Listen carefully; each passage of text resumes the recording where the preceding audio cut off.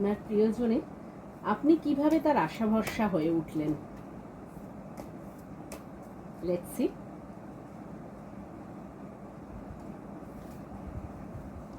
দেখুন, কার্ড একেবারে সব চলে আসতে চাইছে, বাট সম্ভব না। বাও, দ্য সান। দেখুন, আপনি তার সাকসেস, আপনি তার ভালোবাসা, আপনি তার অ্যাচিভমেন্ট। এই দেখুন, ওয়াও।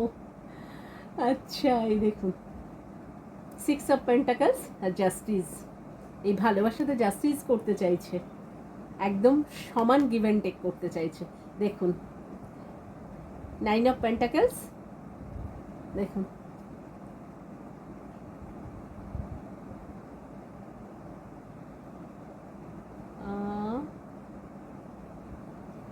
দেখুন, 9 of pentacles are the growth. তার থিঙ্কিং থট পাল্টে গেছে আপনার প্রতি। আপনার প্রতি যে থিঙ্কিং থট তার ছিল, তার চিন্তাভাবনা ছিল যে আপনি হয়তো কোনো একটা কারণে ভুল, তো সেটা এখন সম্পূর্ণ উল্টে গেছে। সে সম্পূর্ণ বুঝতে পারছে যে তার জীবনে আপনিই একমাত্র আশার ভরসা।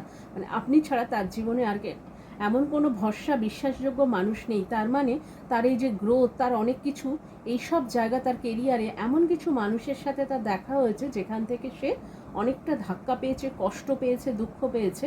সে বুঝতে পেরেছে যে তারা তার ভরসার যোগ্য নয়, বা সে তাদের অনেকের কথা বিশ্বাস করেছিল, যেটা ভেবেছিল যে তারাই তাদের ভরসার যোগ্য। বাট আজকে সে রিয়েলাইজ করছে যে আপনি একমাত্র তার আশা ভরসা এবং তার সাকসেস।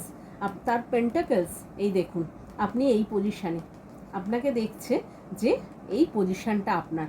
তাই সে চাইছে যে এই কানেকশানটাই, আপনিই হচ্ছে তার একমাত্র আশা ভরসার মানুষ। আপনি ছাড়া কিন্তু তার আর কোনো গতি নেই। Thank you for watching.